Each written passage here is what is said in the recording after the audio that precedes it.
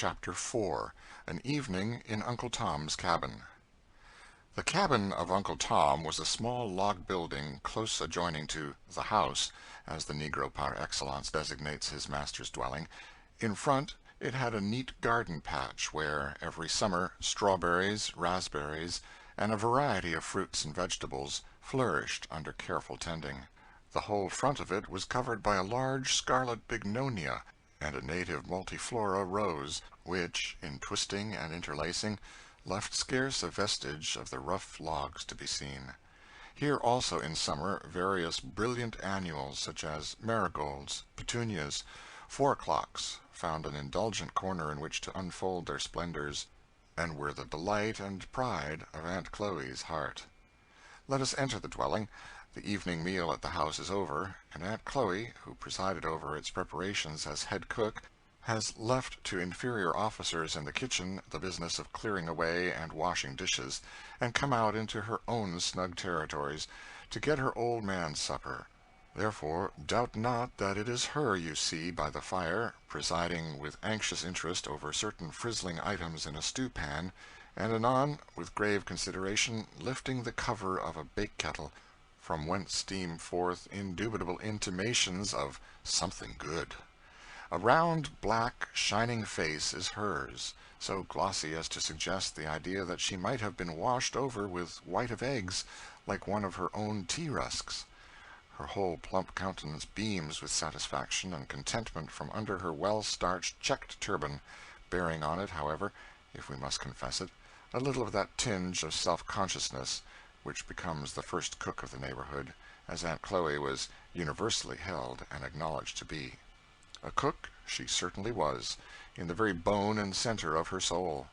Not a chicken or turkey or duck in the barnyard but looked grave when they saw her approaching, and seemed evidently to be reflecting on their latter end, and certain it was that she was always meditating on trussing, stuffing, and roasting, to a degree that was calculated to inspire terror in any reflecting fowl living.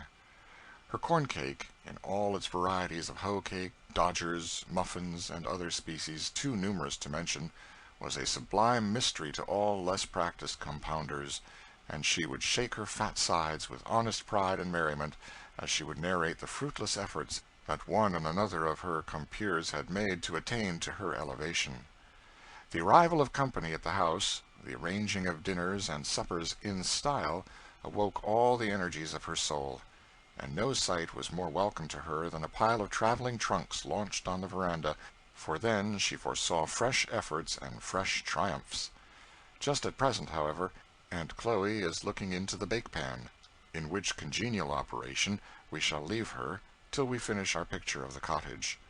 In one corner of it stood a bed, covered neatly with a snowy spread, and by the side of it was a piece of carpeting of some considerable size.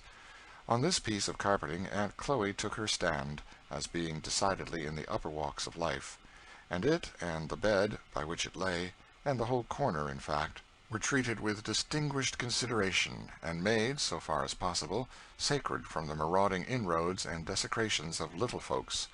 In fact, that corner was the drawing-room of the establishment. In the other corner was a bed of much humbler pretensions, and evidently designed for use. The wall over the fireplace was adorned with some very brilliant scriptural prints, and a portrait of General Washington, drawn and colored in a manner which would certainly have astonished that hero, if ever he happened to meet with its like. On a rough bench in the corner, a couple of woolly-headed boys, with glistening black eyes and fat shining cheeks, were busy in superintending the first walking operations of the baby, which, as is usually the case, consisted in getting up on its feet, balancing a moment, and then tumbling down, each successive failure being violently cheered as something decidedly clever. A table, somewhat rheumatic in its limbs, was drawn out in front of the fire, and covered with a cloth, displaying cups and saucers of a decidedly brilliant pattern, with other symptoms of an approaching meal. At this table was seated Uncle Tom, Mr. Shelby's best hand, who, as he is to be the hero of our story, we must daguerreotype for our readers. He was a large, broad-chested, powerfully made man, of a full glossy black, and a face whose truly African features were characterized by an expression of grave and steady good sense. united with much kindliness and benevolence. There was something about his whole air self-respecting and dignified, yet united with a confiding and humble simplicity. He was very busy at this moment on a slate lying before him, on which he was carefully and slowly endeavoring to accomplish a copy of some letters, in which operation he was overlooked by young Master George, a smart, bright boy of 13, who appeared fully to realize the dignity of his position as instructor. "Not that way, Uncle Tom, not that way," said he, briskly, as Uncle Tom laboriously brought up the tail of his G the wrong side out. "That makes a Q, you see." "La sakes, now, does it?" said Uncle Tom, looking with a respectful, admiring air as his young teacher flourishingly scrawled Q's and G's innumerable for his edification, and then, taking the pencil in his big, heavy fingers, he patiently recommenced. "How easy white folks allers does things," said Aunt Chloe, pausing while she was greasing a griddle with a scrap of bacon on her fork, and regarding young Master George with pride. "The way he can write, now, and read, too, and then to come out here evenings and read his lessons to us. It's mighty interesting." "But, Aunt Chloe, I'm getting mighty hungry," said George. "Isn't that cake in the skillet almost done?" "Most done, Master George," said Aunt Chloe, lifting the lid and peeping in. "Browning beautiful. A real lovely brown. Lemme alone for that. Missus let Sally try to make some cake t'other day, just to larn her. She said, 'Oh, go away, missus,' said I. 'It really hurts my feelings now to see good vittles spout that our way. Cake rise all to one side, no shape at all, no more than my shoe, go away.'" And with this final expression of contempt for Sally's greenness, Aunt Chloe whipped the cover off the bake kettle and disclosed to view a neatly baked pound cake, of which no city confectioner need to have been ashamed. This being evidently the central point of the entertainment, Aunt Chloe began now to bustle about earnestly in the supper department. "Here, you Mose and Pete, get out the way, you niggers. Get away, Meriky, honey. Mammy'll give her baby some fin by and by.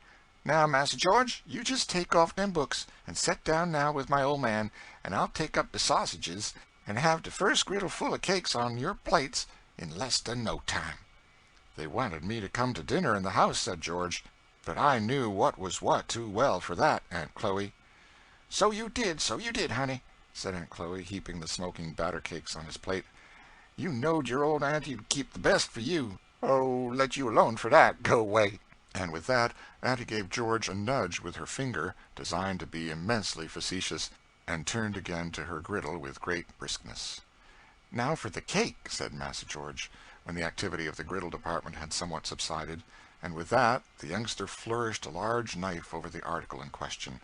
"La bless you, Master George," said Aunt Chloe with earnestness, catching his arm, "you wouldn't be for cutting it with that ar great heavy knife, smash all down, spiled all the pretty rise of it.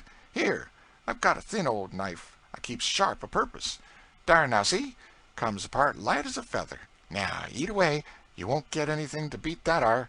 "Tom Lincoln says," said George, speaking with his mouth full, "that there Jinny is a better cook than you." "Dem Lincolns ain't much count no way," said Aunt Chloe, contemptuously. "I mean, set alongside our folks. They's 'spectable folks enough in a kinder plain way, but as to getting up anything in style, they don't begin to have a notion on't. Set Master Lincoln, now, alongside Master Shelby. Good Lord! And Mrs. Lincoln, can she kinder sweep it into a room like my missus, so kinder splendid, you know. Oh, go away, don't tell me nothing of them Lincolns." And Aunt Chloe tossed her head as one who hoped she did know something of the world. "Well, though, I've heard you say," said George, "that Jinny was a pretty fair cook." "So I did," said Aunt Chloe. "I may say that. Good, plain, common cooking. Jinny'll do. Make a good pone of bread. Bile her taters far. Her corn cakes isn't extra, not extra now, Jinny's corn cakes isn't, but then they's fire. But, lor, come to be hired branches, and what can she do? Why, she makes pies. Sartin she does. But what kind of crust?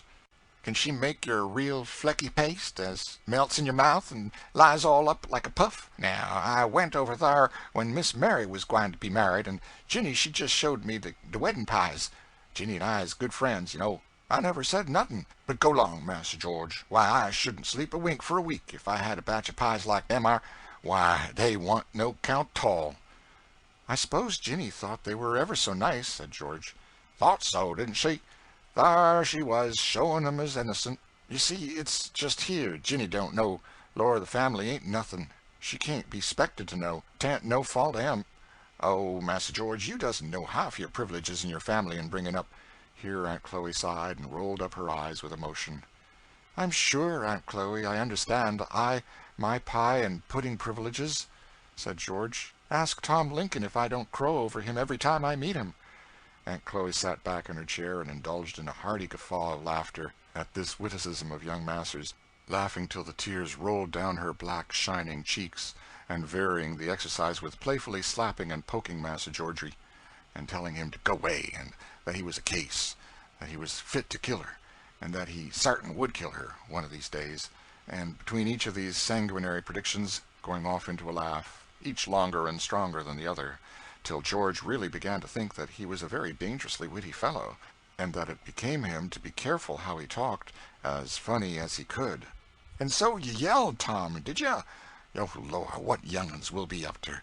You crowed over Tom? Oh, Lord! Massa George, if you wouldn't make a horned bug laugh."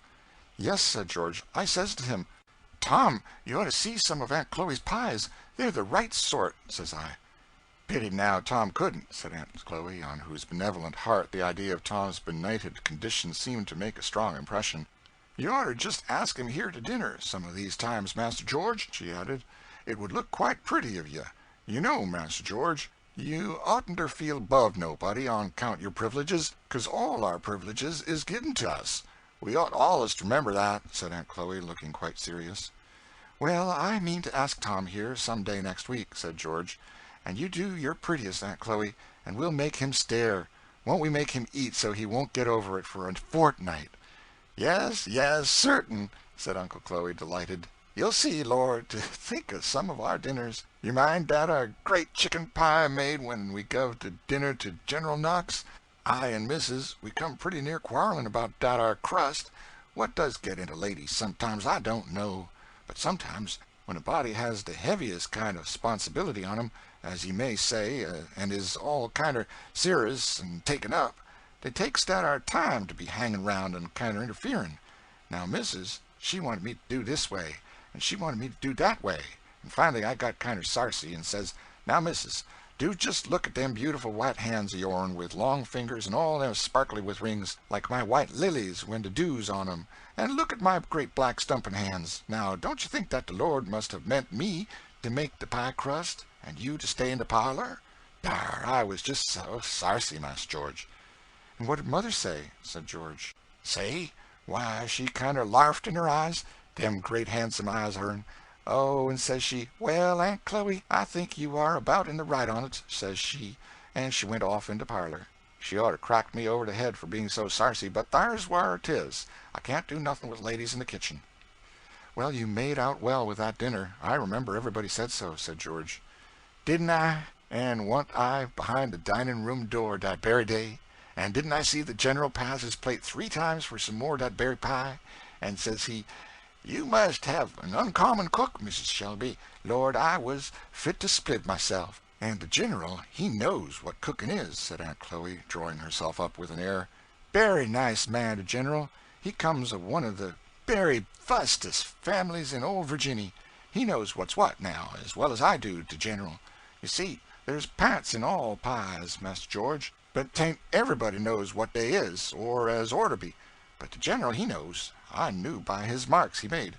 Yes, he knows what the p'ints is." By this time Master George had arrived at that pass to which even a boy can come, under uncommon circumstances, when he really could not eat another morsel, and, therefore, he was at leisure to notice the pile of woolly heads and glistening eyes which were regarding their operations hungrily from the opposite corner. "Here, you, Mose, Pete," he said, breaking off liberal bits and throwing it at them. "You want some, don't you? Come, Aunt Chloe, bake them some cakes." And George and Tom moved to a comfortable seat in the chimney corner, while Aunt Chloe, after baking a goodly pile of cakes, took her baby on her lap and began alternately filling its mouth and her own, and distributing to Mose and Pete, who seemed rather to prefer eating theirs as they rolled about on the floor under the table, tickling each other and occasionally pulling the baby's toes. "Oh, go 'long, will you?" said the mother. giving now and then a kick in a kind of a general way under the table when the movement became too obstreperous. "Can't you be decent when white folks comes to see you? Stop that ar, now, will you? Better mind yourselves, or I'll take you down a buttonhole lower when Massa George is gone." What meaning was couched under this terrible threat, it is difficult to say, but certain it is that its awful indistinctness seemed to produce very little impression on the young sinners addressed. "Law, now," said Uncle Tom, "they are so full of tickle all the while. They can't behave theirselves." Here the boys emerged from under the table, and, with hands and faces well plastered with molasses, began a vigorous kissing of the baby. "Get along with you," said the mother, pushing away their woolly heads. "You'll all stick together and never get clar if you do that fashion. Go along to spring and wash yourselves," she said, seconding her exhortations with a slap which resounded very formidably, but which seemed only to knock out so much more laugh from the young ones as they tumbled precipitately over each other out the doors, where they fairly screamed with merriment. "Did you ever see such aggravating young'uns?" said Aunt Chloe, rather complacently, as, producing an old towel kept for such emergencies, she poured a little water out of the cracked teapot on it and began rubbing off the molasses from the baby's face and hands. And, having polished her till she shone, she set her down in Tom's lap, while she busied herself in clearing away supper. The baby employed the intervals in pulling Tom's nose, scratching his face, and burying her fat hands in his woolly hair, which last operation seemed to afford her special content. "Ain't she a pert young'un?" said Tom, holding her from him to take a full-length view. Then, getting up, he set her on his broad shoulder, and began capering and dancing with her, while Master George snapped at her with his pocket-handkerchief, and Mose and Pete, now returned again, roared after her like bears, till Aunt Chloe declared that they fairly took her head off with their noise. As, according to her own statement, this surgical operation was a matter of daily occurrence in the cabin, the declaration no whit abated the merriment, till every one had roared and tumbled and danced themselves down to a state of composure. "Well, now, I hopes you're done," said Aunt Chloe, who had been busy in pulling out a rude box of a trundle bed, "and now you and Mose and Pete get into thar, for we's going to have the meetin'." "Oh, Mother, we don't want her. We wants to sit up to meetin'. Meetin' is so cur'ous. We likes 'em." "La, Aunt Chloe, shove it under and let 'em sit up," said Master George decisively, giving a push to the rude machine. Aunt Chloe, having thus saved appearances, seemed highly delighted to push the thing under, saying as she did so, "Well, maybe 'twill do 'em some good." The House now resolved itself into a committee of the whole to consider the accommodations and arrangements for the meeting. "What we's to do for cheers now, I declare I don't know," said Aunt Chloe. As the meeting had been held at Uncle Tom's weekly for an indefinite length of time, without any more cheers, there seemed some encouragement to hope that a way would be discovered at present. "Old Uncle Peter sung both the legs out of that oldest cheer last week," suggested Mose. "You go 'long. I'll bound you pulled him out. Some of your shines," said Aunt Chloe. "Well, it'll stand, if it only keeps Jim up against the wall," said Mose. "Then Uncle Peter mustn't sit in it, 'cause he allus hitches when he gets a singin'. He hitched pretty nigh across the room, t'other night," said Pete. "Good Lord, get him in it, then," said Mose. "And then he'd begin, 'Come, saints and sinners, hear me tell,' and then down he'd go."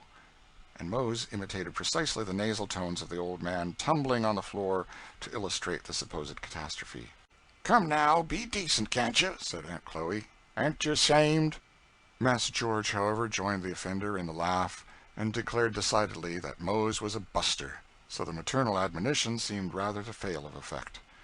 "Well, old man," said Aunt Chloe, "you'll have to tote in them our barrels." "Mother's barrels is like that our widders Master George was reading about in the good book. They never fails," said Mose, aside to Peter.